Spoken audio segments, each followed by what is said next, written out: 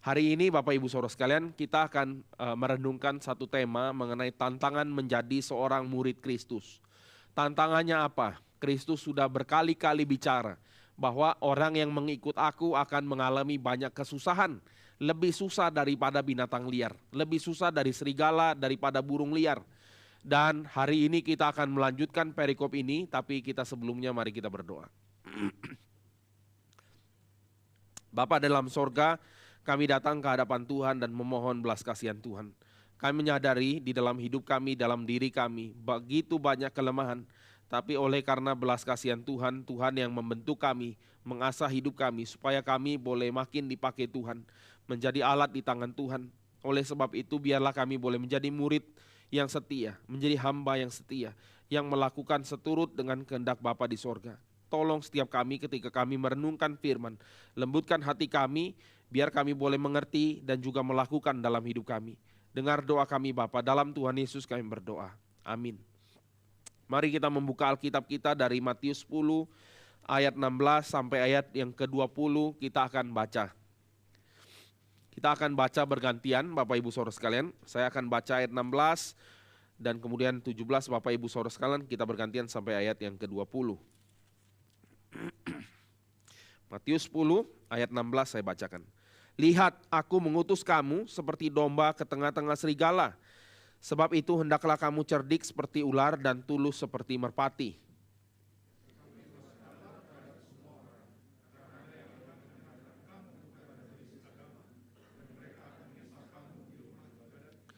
Dan karena aku, kamu akan digiring ke muka penguasa-penguasa dan raja-raja sebagai suatu kesaksian bagi mereka dan bagi orang-orang yang tidak mengenal Allah.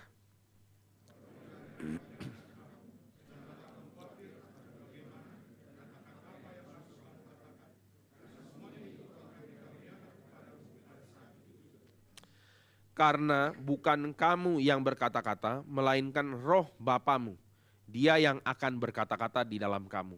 Bapak Ibu Saudara sekalian, waktu kita melihat bagian ini adalah bagian yang menjelaskan natur daripada misi yang kedua. Misi yang kedua ini adalah misi yang jauh lebih sulit daripada misi yang pertama. Misi pertama adalah kapan? Mungkin sedikit review, adalah sebelum Kristus mati dan bangkit. Waktu Kristus masih ada bersama-sama dengan mereka, ini digambarkan mempelai masih ada bersama dengan mereka. Oleh sebab itu para murid bahkan belum berpuasa hari itu. Dan keberadaan Kristus sebelum dia masuk ke dalam penderitaan itu tidak bisa dijamah oleh siapapun juga.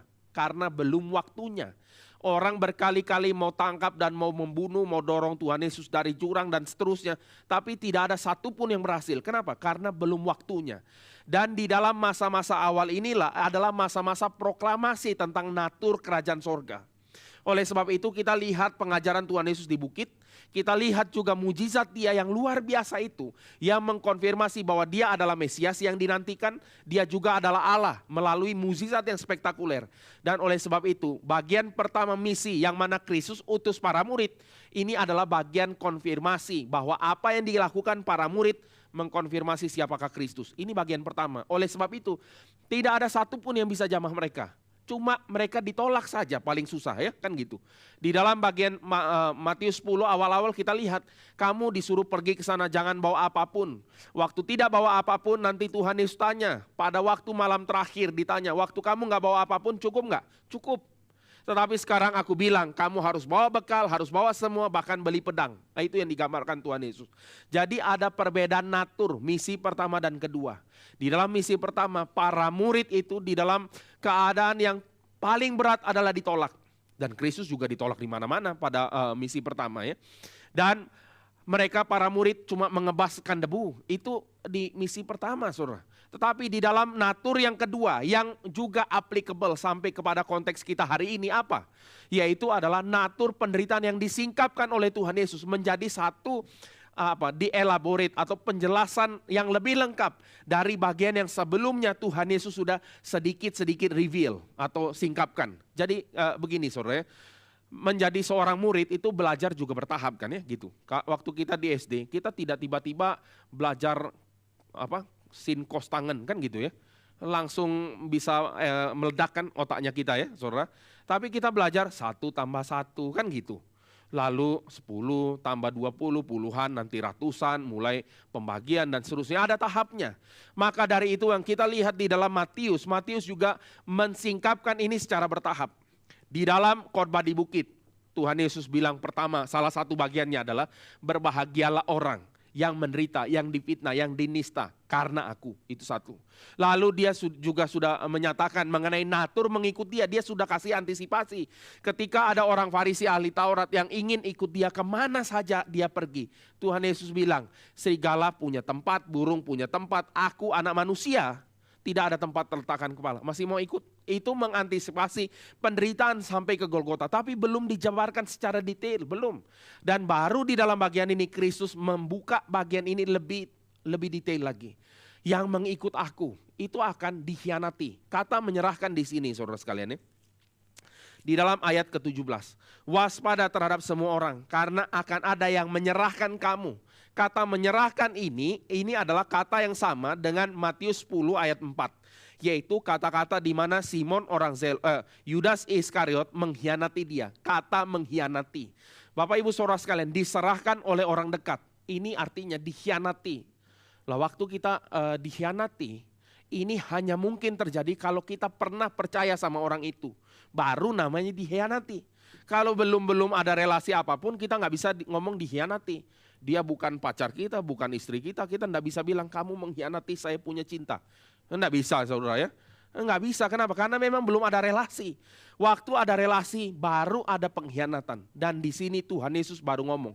Antisipasi pertama, waspada terhadap semua orang. Karena akan ada orang yang akan serahkan kamu. Jadi Tuhan Yesus memberikan mereka satu persiapan. Dan ini perlu saudara ya.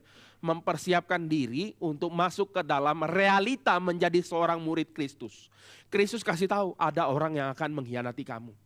Bapak Ibu saudara sekalian, kita perlu paham bahwa Tuhan Yesus sudah memberikan satu ancang-ancang, cost of discipleship. Ini selalu kita perlu tahu dari awal. Sama kayak misalnya kita mau masuk kantor, daftar ya.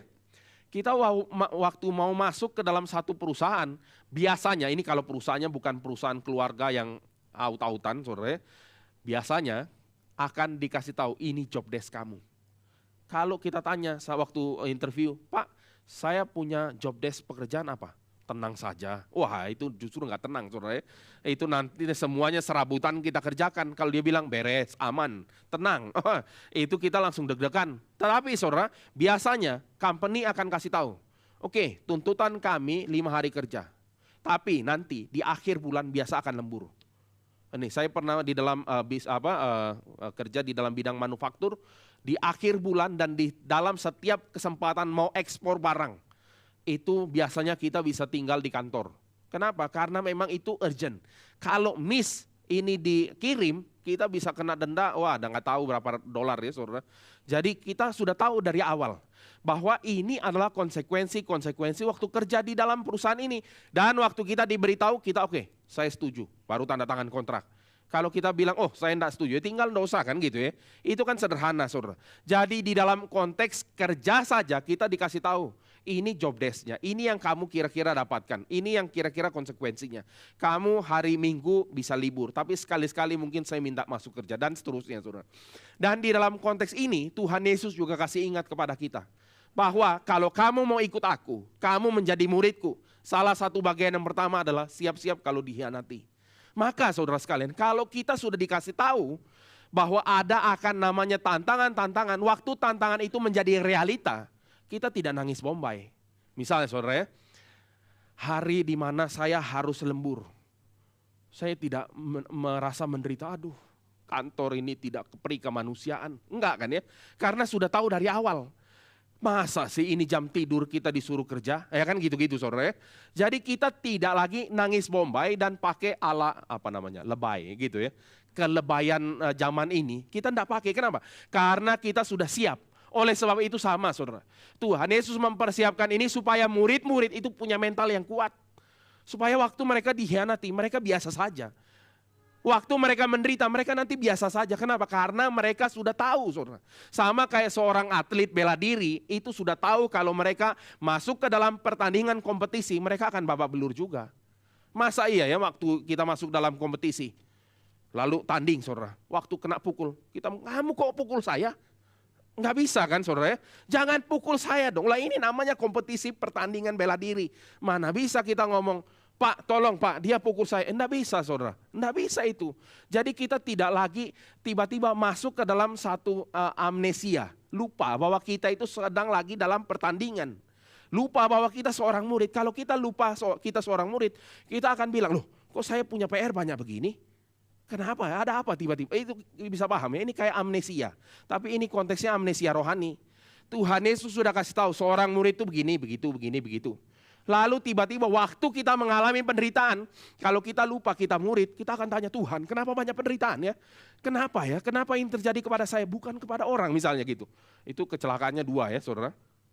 Sudah tidak rela menderita, lalu mengharapkan penderitaan untuk orang lain. Nah inilah baiknya kita ya.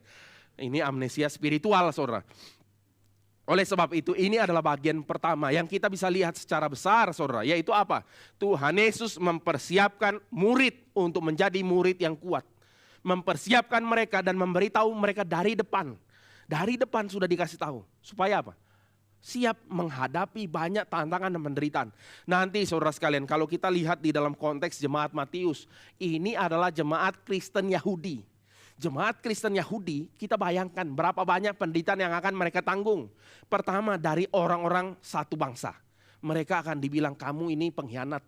Kamu menyembah manusia sebagai Tuhan. Kira-kira gini saudara. Lalu mereka juga akan masuk dianiaya oleh bangsa-bangsa lain. Seperti nanti Paulus. Kita akan lihat cerita ini. Dan inilah yang mempersiapkan mereka untuk apa? Pegang iman sampai mati. Jadi nanti kita akan lihat bagian ini saudara ya. Dan itulah hal yang mempersiapkan murid di bagian pertama.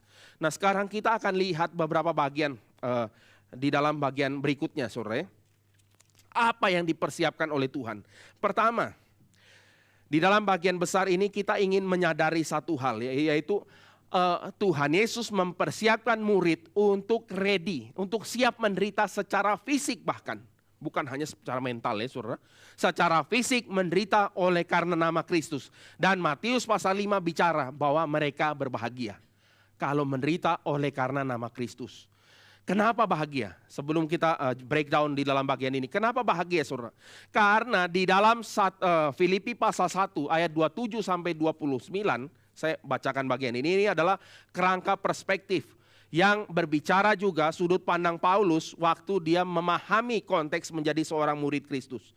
Saya ajak kita lihat sedikit bagian Filipi pasal ke-1 ayat 27 sampai 29 saudara. Di dalam ayat 27 saya bacakan ya untuk kita. Hanya hendaklah hidupmu berpadanan dengan Injil Kristus. Supaya apabila aku datang, aku melihat, dan apabila aku tidak datang, aku mendengar bahwa kamu teguh berdiri dalam satu roh dan sehati sejiwa berjuang untuk iman yang timbul. Iman yang timbul dari berita Injil. Dengan tiada digentarkan sedikit pun oleh lawanmu. Ini yang harus digarisbawahi ya. Bagi mereka semuanya itu adalah tanda kebinasaan. Tetapi bagi kamu tanda keselamatan dan itu datangnya dari Allah. Sebab kepada kamu dikaruniakan bukan saja untuk percaya kepada Kristus. Melainkan juga untuk menderita untuk Dia. Saudara sekalian, ini bicara mengenai tanda keselamatan dan itu dari Allah.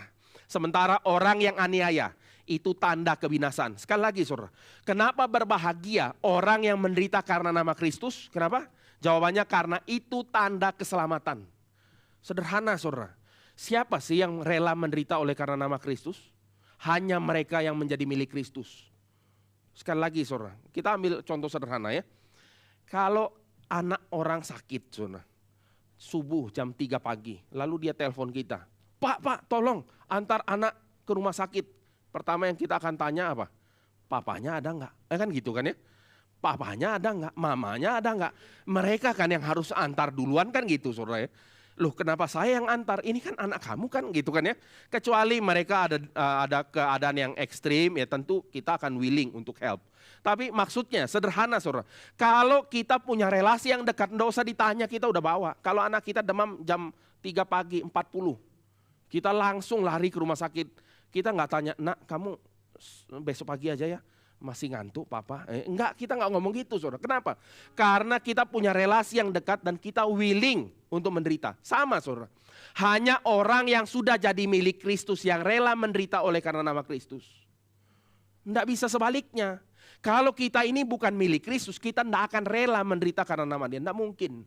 Kita tidak mau menanggung penderitaan oleh karena nama Kristus. Tidak mau saudara. Karena itu dianggap kebodohan bagi dunia ini.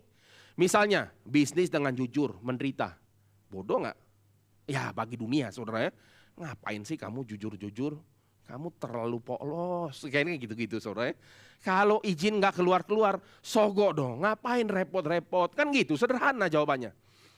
Berarti apa saudara? Orang yang menderita karena nama Kristus, itu karena mereka menjadi milik Kristus. Dan itu tanda daripada keselamatan. Sederhana kalau kita lihat, tetapi aplikasinya tidak sederhana. Banyak godaan, jatuh bangun silih berganti, kira-kira demikian saudara. Berikutnya, tanda kebinasan adalah bagi mereka yang secara konsisten menganiaya daripada umat Tuhan. Itu adalah tanda kebalikan. Ini dua sisi mata uang saudara. Satu tanda keselamatan, satu tanda kebinasan. Ini adalah gambaran yang kita waktu baca daripada Matius pasal yang ke-10 ini. Kita sudah tahu bahwa apa yang dilakukan oleh mahkamah agama Yahudi. Itu adalah tanda kebinasan mereka karena mereka membuang batu penjuru. Itu gambarannya saudara. Karena mereka tidak mau terima berita tentang keselamatan daripada Kristus. Mereka aniaya bahkan orang-orang yang memberitakan ini. Dan saudara sekalian, waktu nanti kita baca juga bagian ini, kita perlu ingat terus tentang kisah Rasul. Kenapa? Karena apa yang terjadi di dalam kisah Rasul itu menggenapkan narasi yang kita baca ini. Kristus mengantisipasi, mempersiapkan murid-murid dan murid-murid lakukan ini di mana? Kisah Rasul. Jadi kita nanti akan kutip beberapa bagian, lihat apa yang dikerjakan oleh para murid waktu mereka mengalami penganiayaan. Sekarang saudara, saya ingin jelaskan sedikit cultural background budaya. Supaya kita memahami apa sih yang dihadapi oleh para murid. Kadang gampang sekali kita untuk lewat ya. Lewat itu ya oke diserahkan, oke diadili ke dalam mahkamah agama, disesah. Kadang disesah itu pun kita juga nggak tahu. Sesah itu apa sih? Dicubit atau dijambak rambut? Ini sesah juga kan oleh guru-guru zaman dulu kan gitu ya saudara. Kalau kita lebih parah lagi dilempar penghapus. Kayu dulu, bukan plastik ya saudara. Dan lain sebagainya. Apa ini disesah? Jawabannya bukan. Ada sesuatu hal yang lebih besar. Nah sekarang kita akan memahami dulu kontur mahkamah agama. Jadi di dalam Israel itu ada mahkamah agama pusat. Yang nanti kita akan lihat di dalam kisah Rasul 4 itu mahkamah agama pusat. Isinya adalah imam besar, imam-imam yang golongan daripada keluarga imam besar. Itu yang menjadi hakim pengadilan. Tetapi nanti ada mahkamah agama kecil-kecil di lokal area. Lokal area itu di mana? Di sinagog. Sinagog itu syarat berdirinya sederhana saudara. 10 orang Israel dewasa itu kalau berkumpul mereka bersekutu itu akan jadi satu sinagog. Dan sinagog itu nanti akan makin besar dan waktu mereka makin besar akan makin kompleks persoalan di dalam lingkungan sekitar. Jadi kita harus tahu mereka itu pusat ibadah juga pusat pengadilan itu sinagog. Jadi kita harus tahu bahwa Yahudi itu tidak memisahkan antara agama dan negara. Tidak dipisahkan.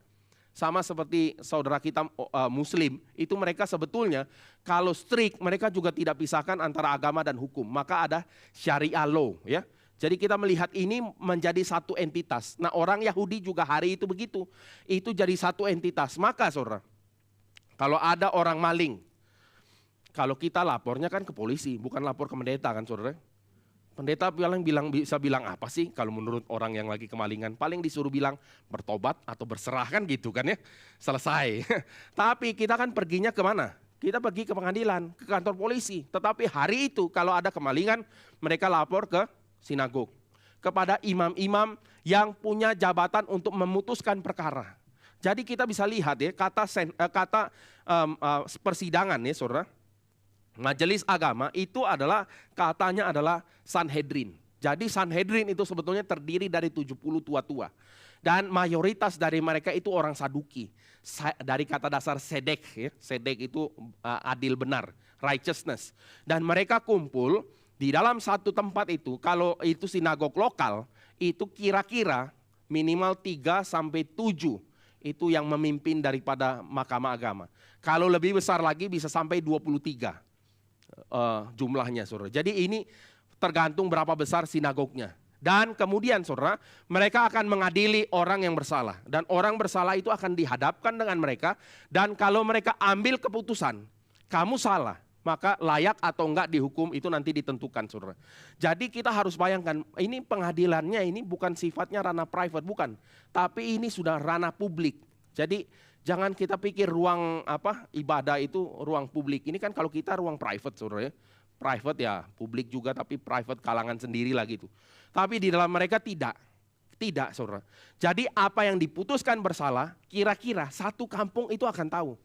Weh, Pak Jack habis mencuri misalnya gitu ya, dipukul pula, dicambuk berkali-kali. Nah kira-kira gitu. Itu akan ada dampak malu, shame, mempermalukan. Ini dalam konteks waktu itu, saudara. Nah saya mau jelaskan sedikit di dalam Misna ya, Makot 3 itu bicara teknis daripada pengadilannya. Di dalam teknis pengadilan, saudara, kita bisa lihat beberapa hal. Pertama, dicambuk tidak boleh lebih dari 40 kali. Biasanya 40 kurang 1 pukulan. Itulah sebabnya kita akan lihat kenapa Paulus dipukul 39 kali terus. Dan dia kena ini 5 kali. Coba bayangkan ya. Paulus itu kalau kita susah ngomongnya, ini agak ini sedikit ya. Kalau dia ganti jubahnya, kita lihat punggung sama depannya. Itu semua penuh dengan cambukan, saudara. Kita harus tahu badannya rasul-rasul itu penuh bekas luka loh. Jadi ini sesuatu yang kita perlu pahami sedikit. Dan di dalam konteks ini saudara, nanti mahkamah agama itu tergantung kesalahannya ya saudara. Dan waktu mereka lihat, ini kesalahannya besar. Tapi kalau orangnya itu sudah renta, mereka tidak ambil keputusan untuk cambuk 39 kali, tidak. Mereka akan putuskan, oke, ini layak dihukum misalnya 18 kali. Satu set itu 3 pukulan saudara. Jadi ini 3 kali terus ya, 3 kali terus. Itu satu set pukulan. Jadi itu kelipatan 3. Maka kalau dia rasa ini orang nggak kuat dapat 39 kali pukulan, 18 saja. Berarti saudara, kita lihat ini makna implisitnya adalah memahami tradisi. Kita tahu bahwa para mahkamah agama itu melihat Paulus itu hukumannya berat loh. Dan dianggap kuat, saya nggak tahu dianggap kuat atau mau dimatikan sekalian, saya nggak tahu saudara. Bisa saja mau dimatikan, tapi tidak boleh lebih dari 39, maka mereka ada limitasi itu. Dan orang Israel hari itu sudah kehilangan capital punishment, mereka udah nggak bisa hukum mati. Jadi satu-satunya cara, kalau mau menghentikan para rasul itu, pukullah yang paling kuat sebanyak mungkin yang bisa. Tapi masih hidup juga ya, apa boleh buat kan gitu kira-kira. Kemungkinan ini saudara ya. Nah jadi waktu kita melihat satu tradisi ini, kita bisa memahami ini adalah yang diatur di dalam tradisi mereka. Dan berikutnya saudara, orang yang dipukul itu tangannya diikat di 2 tiang, sambari membungkuk. Dan di belakangnya ditaruh batu untuk seorang eksekusioner ya, yang cambuk itu berdiri. Cambuknya itu sepanjang lengan. Wah ini menakutkan saudara. Ada 4 play. Empat ini ya saudara, 1 play itu diikat lagi dengan kulit yang tipis sehingga menjadi agak tebal-tebal saudara. Coba bayangkan ya. Dan ini dicambukan, ya kira-kira demikian. Dan pukulan itu 2/3 di punggung, 1/3 di depan. Jadi peraturannya saudara, kalau orang itu dipukul, itu pukul dua bagian ini, 1/3 dan 2/3. Jadi habis-habisan loh depan belakang. Jadi ini sesuatu yang di-endure atau yang dihadapi oleh para murid dan Tuhan Yesus sudah antisipasi dari awal. Jadi misalnya gini ya, waktu mereka kena itu, mereka sudah tahu. Dan nanti yang membuat kita kebingungan saudara ya, yaitu adalah waktu di dalam Kisah Rasul pasal 5 setelah murid-murid disesah. Disesah itu artinya udah habis dicambukin saudara, mereka pulang bagaimana? Mereka pulang dengan sukacita karena mereka merasa dianggap layak oleh karena nama Kristus. Kita lihat sedikit saja bagian ini. Kisah Rasul 5 ayat 41 dan 42. Kita coba lihat, ini respon yang hanya mungkin terjadi karena mereka adalah milik Kristus. Saudara. Pasal 5 ayat 41 dan 42. Saya bacakan ya. Rasul-rasul itu meninggalkan sidang mahkamah agama dengan gembira. Karena mereka telah dianggap layak menderita penghinaan oleh karena nama Yesus. Setiap hari mereka melanjutkan pengajaran mereka di bait Allah dan di rumah orang dan memberitakan Injil tentang Yesus yang adalah Mesias. Coba lihat responnya. Waktu mereka menderita karena nama Kristus, mereka tidak rasa malu. Inilah sebabnya nanti Paulus bilang, I am not ashamed of the gospel. Aku tidak malu akan berita Injil. Padahal saudara, penghukuman yang dilakukan di rumah ibadah itu tujuannya bukan hanya mendidik supaya orang bertobat, itu konteks yang benar saudara. Tapi buat efek jela malu. Sama misalnya saudara, kalau orang masuk dari penjara, keluar, itu ada efek malu. Nanti kalau tulis di CV, saya kan harus ada keterangan SKCK itu, surat kelakuan baik ya, pernah di penjara. Lalu mau lamar kemanapun susah. Kira-kira gitu saudara. Itu adalah efek malu yang diberikan sebetulnya. Jadi kita bisa lihat ya, itu adalah bagian yang kita bisa lihat respon daripada murid-murid, mereka tidak malu. Mereka sakit loh, depan belakang babak belur saudara. Kita dipukul kemoceng aja rasa mau nangis kan. Saya enggak tahu ya siapa yang pernah dipukul kemoceng. Saya cukup jerah waktu kecil saudara ya. Bolak-balik saudara. Tapi kita bisa lihat mereka dengan gembira. Dan berikutnya saudara. Kalau kita lihat nanti selain orang yang cambuk, itu ada 3 orang lain yang bertugas mengawasi jalannya daripada sidang pukulan itu, cambuk.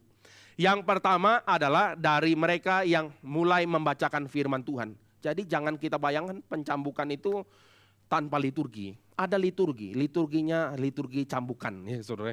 Liturgi cambukan jadi mulai ada bagian firman yang dibacakan, lalu yang cambuk ada orang yang bilang cambuk, dia cambuk saudara. Ada satu lagi orang yang ketiga hitung, ini sudah 1 kali cambuk. Nggak boleh lewat saudara, karena lewat bahaya. Kalau lewat itu kalau orangnya mati, dia akan di-exile, dia akan dibuang, dihukum. Tapi kalau dia mati di dalam hitungan yang pas, saudara, dia tidak kena masalah apa-apa. Nah, saya mau coba ajak kita lihat ya, membayangkan sedikit situasi penghakiman waktu itu bagaimana. Coba ya, rasakan, saya bukan ajak kita untuk memahami psikologi para murid itu enggak ya. Tapi kita coba memahami situasi yang ada di dalam saat itu. Mereka memberitakan kebenaran, tapi mereka ditegur seolah-olah mereka itu kriminal. Beberapa bagian firman Tuhan ya. Sebelum cambukan dimulai, dibuka dengan Ulangan 28 ayat 58-59. Saya akan bacakan buat kita ya. Jika engkau tidak melakukan dengan setia segala perkataan hukum Taurat yang tertulis dalam kitab ini, dan engkau tidak takut akan nama yang mulia dan dahsyat ini, yakni akan Tuhan Allahmu, maka ayat 59, maka Tuhan akan menimpakan pukulan-pukulan yang ajaib kepadamu dan kepada keturunanmu, yakni pukulan-pukulan yang keras lagi lama, dan penyakit-penyakit yang jahat lagi lama. Lalu ada orang yang bilang, cambuk, ya gitu kan ya saudara, biar gitu kan, 2, 3, terus yang situ hitung, terus dia baca lagi. Ini diulang-ulang nanti beberapa bagian. Lalu dia akan baca lagi berikutnya Ulangan 29 ayat 9. Sebab itu, lakukanlah perkataan perjanjian ini dengan setia, supaya kamu beruntung dalam segala yang kamu lakukan. Lanjut lagi, cambuk. Ya kayak gitu terus beberapa kali saudara ya. Terus diakhiri dengan Mazmur 78 ayat 38, saya bacakan. Tetapi ia bersifat penyayang.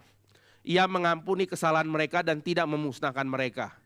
Banyak kali ia menahan murkanya dan tidak membangkitkan segenap amarahnya.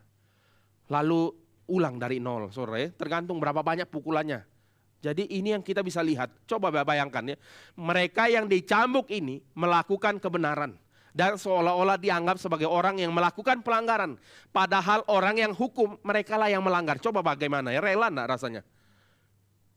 Susah ya, susah. Tetapi saudara, mereka kok pulang bisa dengan gembira? Jawabannya cuma satu. Karena mereka merasa dianggap layak menderita karena nama Kristus. Itu yang buat mereka bahagia. Nah hari ini saudara, waktu kita menderita karena nama Kristus, apa perasaan kita?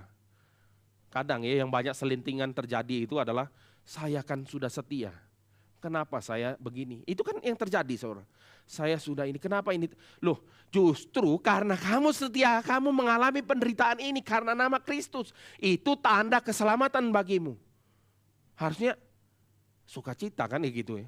Tapi memang secara manusia susah. Jadi ini adalah konflik di dalam pikiran sebagai seorang murid. Tetapi saudara sekalian, ini sudah diantisipasi oleh Tuhan Yesus.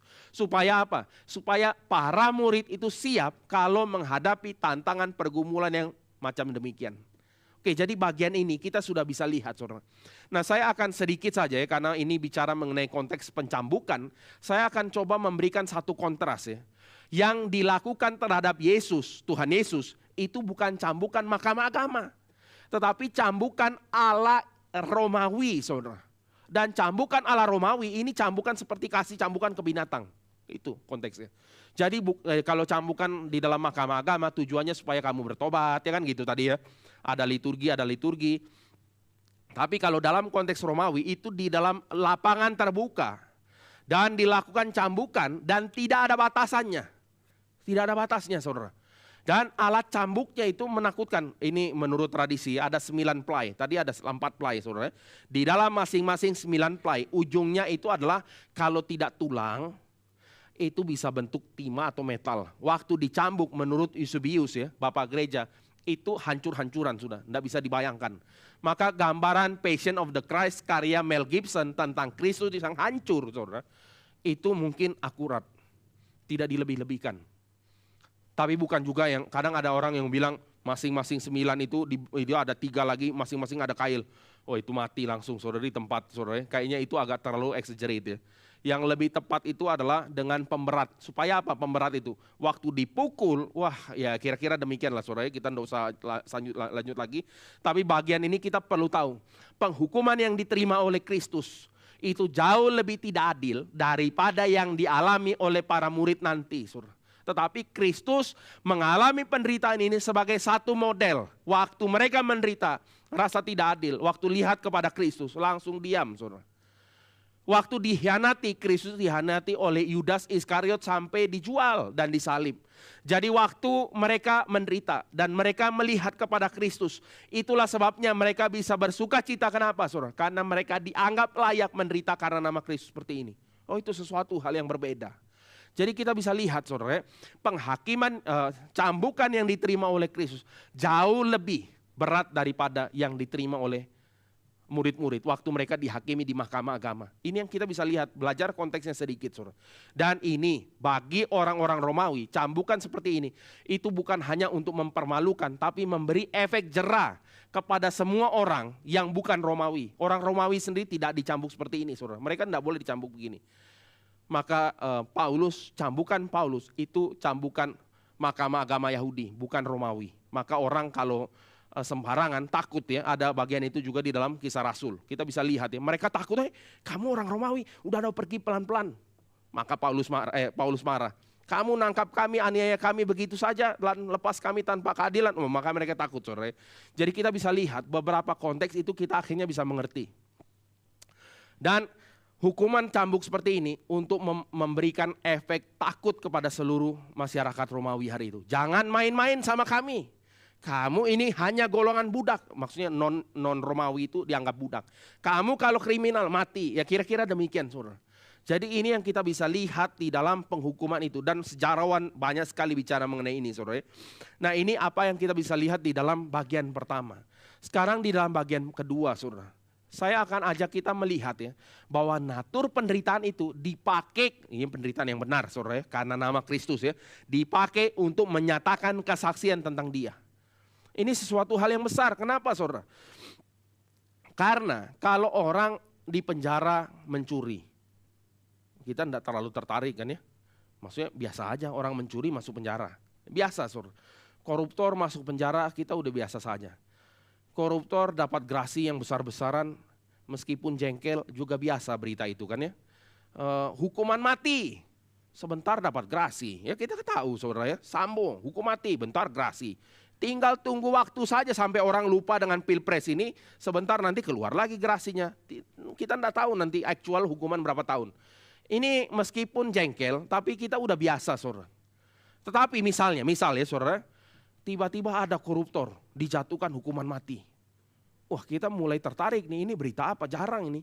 Sesuatu yang tidak pernah terjadi di negara kita yang tercinta ini, ada koruptor dihukum mati, kan enggak pernah, saudara. Tiba-tiba dihukum mati, kita mulai mau cari tahu apa sebabnya, kan gitu, saudara. Tapi saudara, misalnya ada kasus penista agama dihukum mati di negara ini. Beritanya besar enggak? Lebih besar lagi. Kenapa saudara? Karena ini tidak pernah terjadi di dalam sejarah bangsa ini. Kecuali main hakim sendiri, lain cerita saudara ya. Orang-orang Israel juga main hakim sendiri dengan Stefanus mati.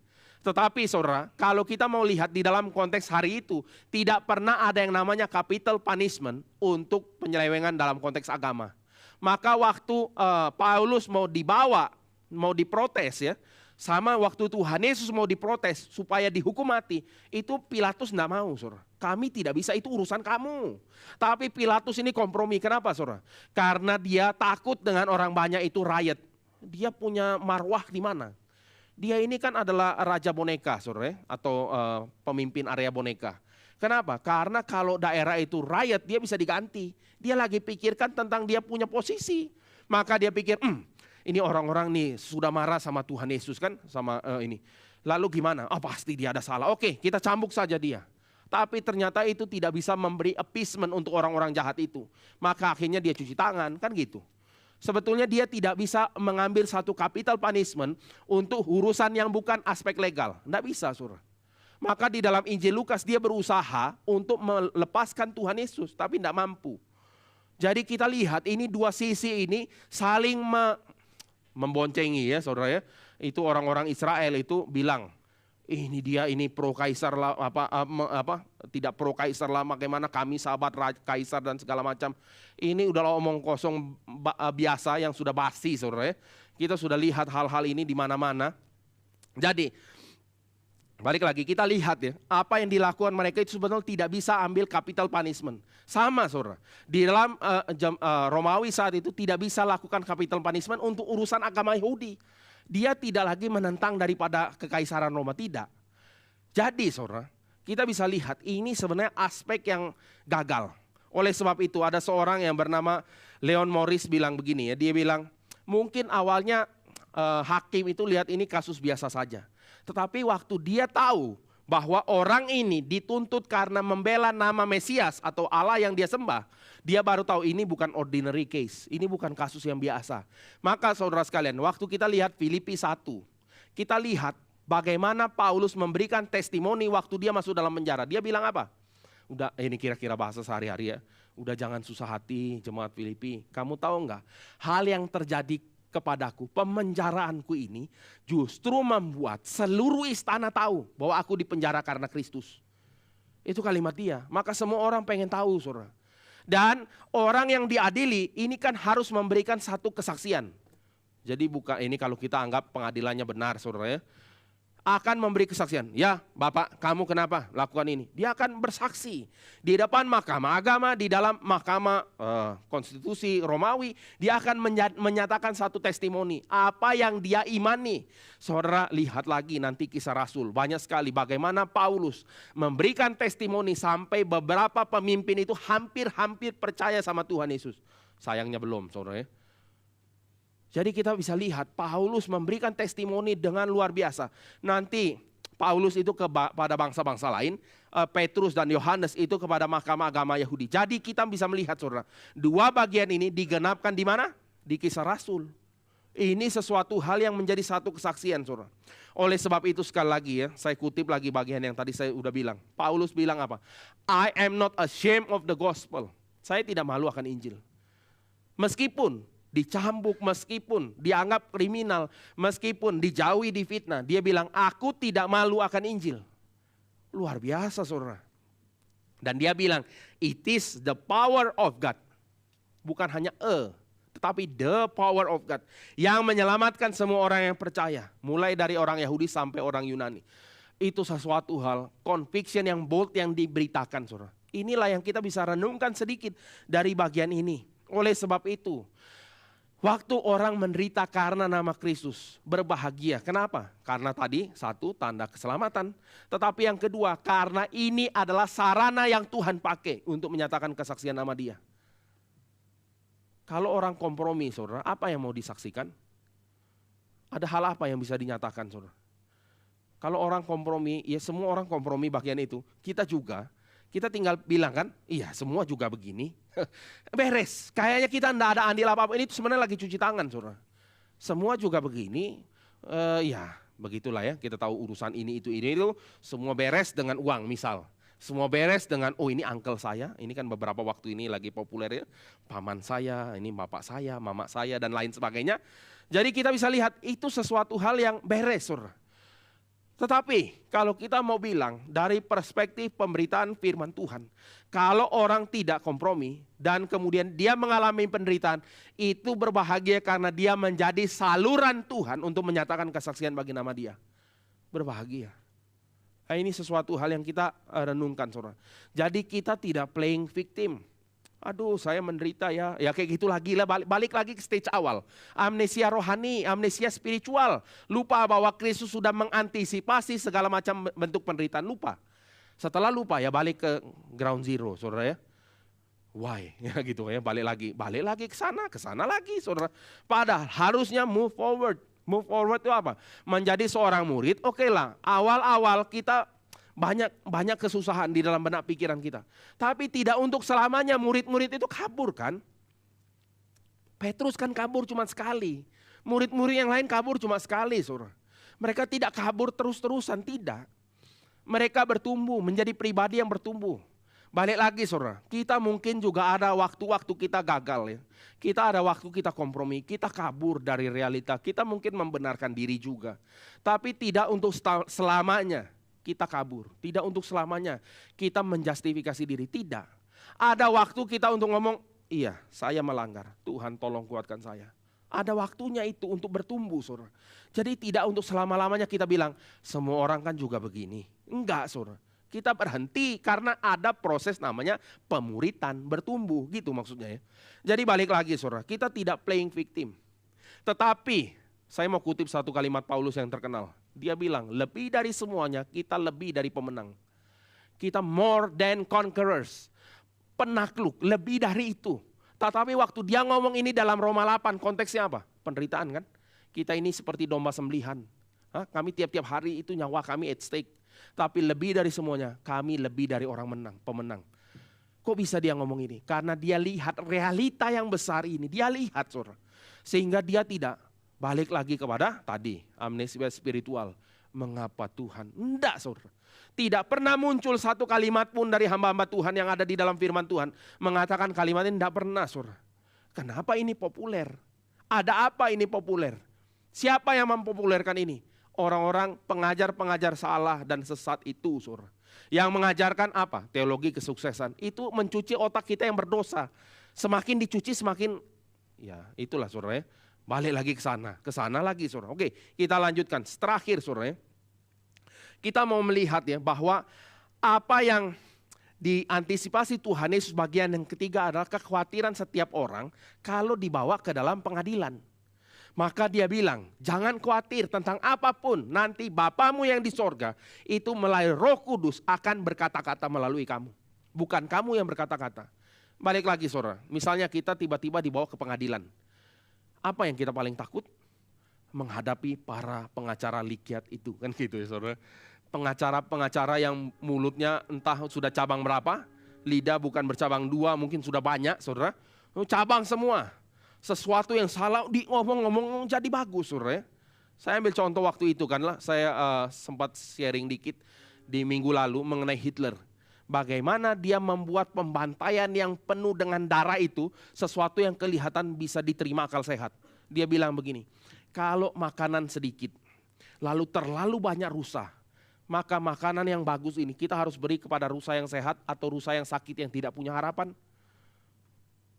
Jawaban kita kan digiring, saudara ya, untuk kita ya kasih makan yang sehat karena itu sudah tidak ada harapan hidup. Maka dia bilang gitu.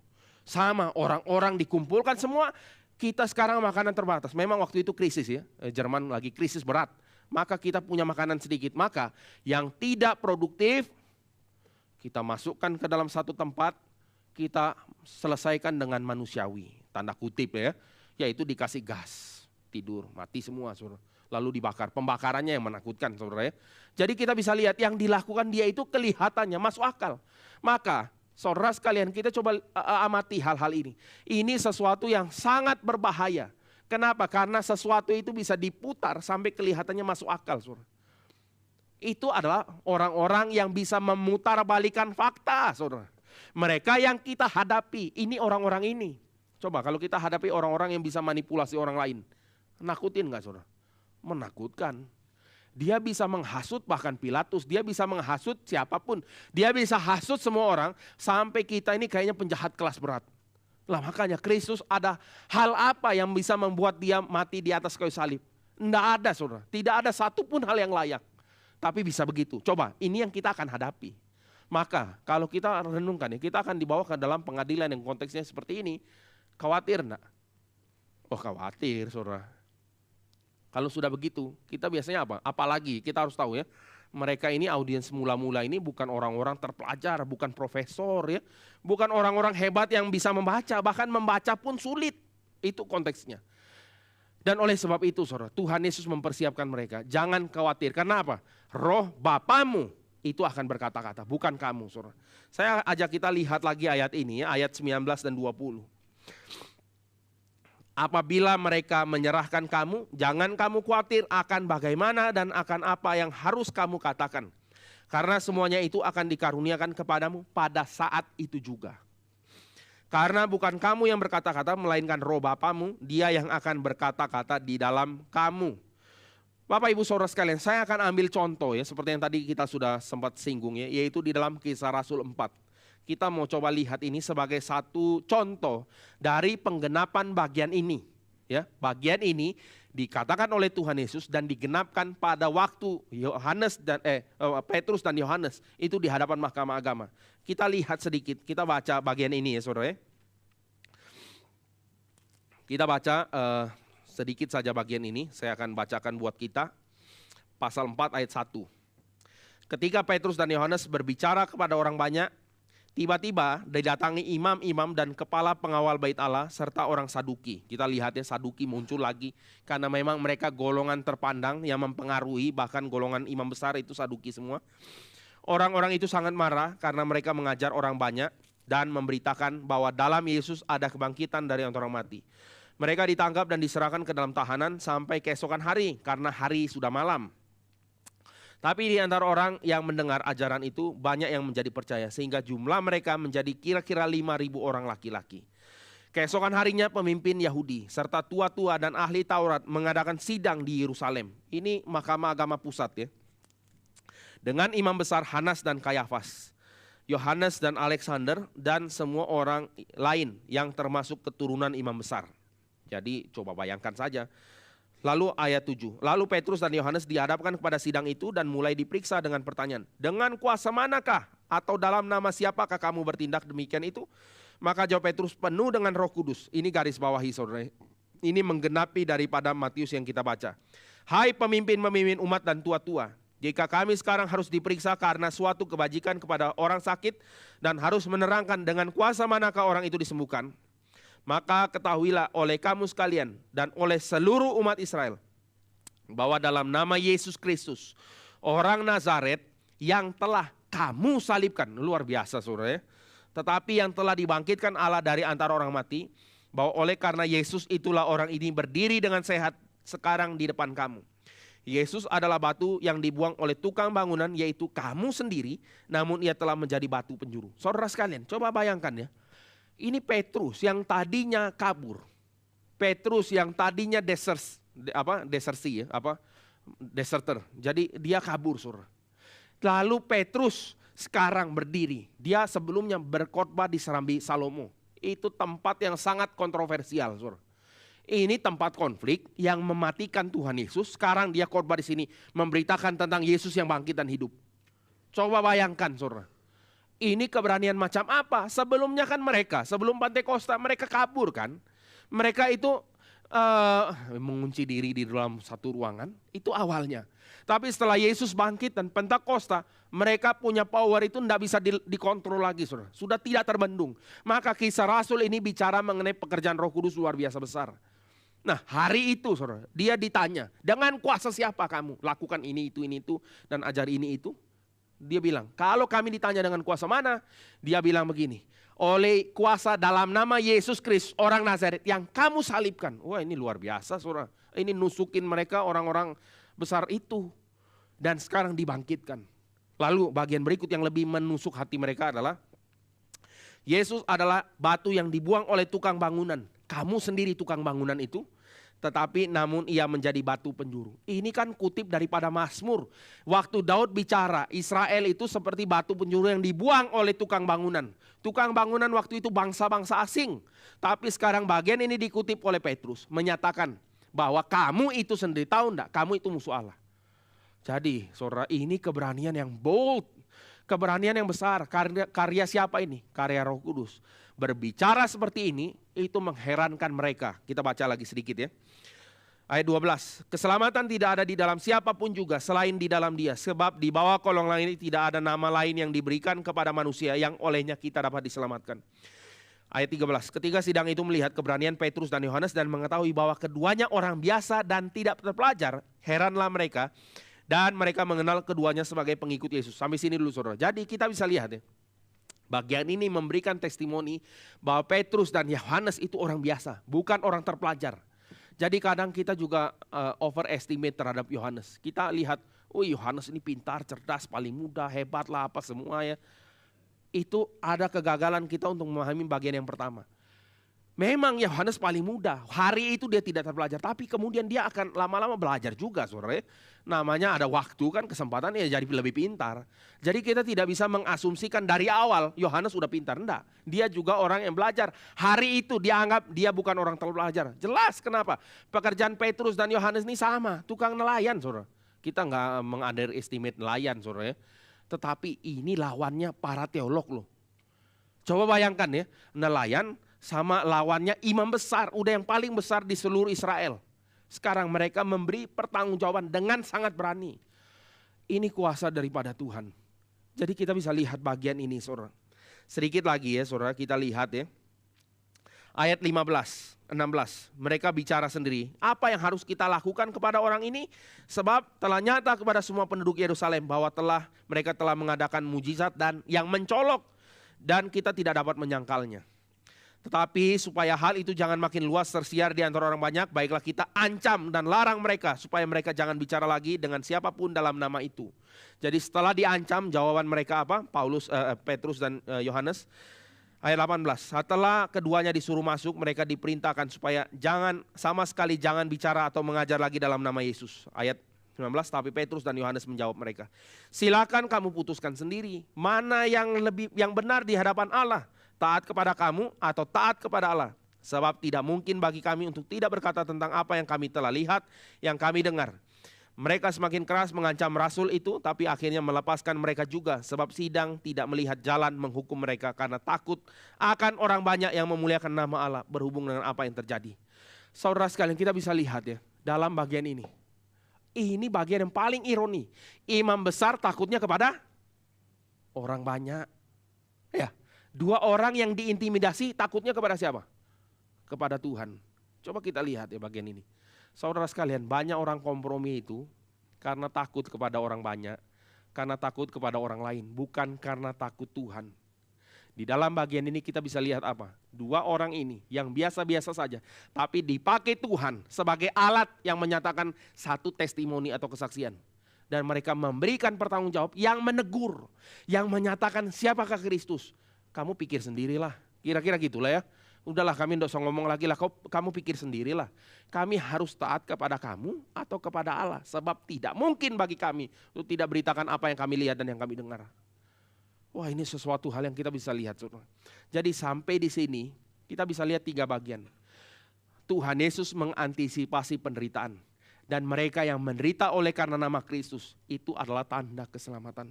Yang kedua, penderitaan menjadi satu sarana menyatakan kesaksian bagi nama Kristus. Yang ketiga saudara, Tuhan sendiri yang berkata-kata di dalam umatnya menyatakan kesaksian itu.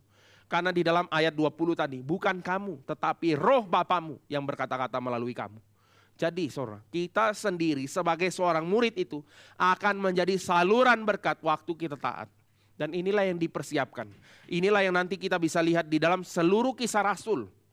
Kita bisa lihat ini dalam seluruh kisah Rasul. Dan sekarang pertanyaannya saudara, apa yang kita rindukan untuk kita lihat di dalam hidup kita hari ini? Kita mau lihat apa? Di dalam konteks gereja kita. Di dalam konteks lebih besar lagi di kota Bandung. Kita pengen lihat apa saudara? Kita mau melihat apa? Saya percaya jawabannya, kita ingin melihat satu karya Tuhan yang boleh membakar kembali umat Tuhan dulu. Yang boleh menjadi kesaksian hidup dan menjadi kesaksian terus bagi banyak orang. Memang akan banyak kesusahan saudara, tapi Tuhan Yesus sudah antisipasi ini.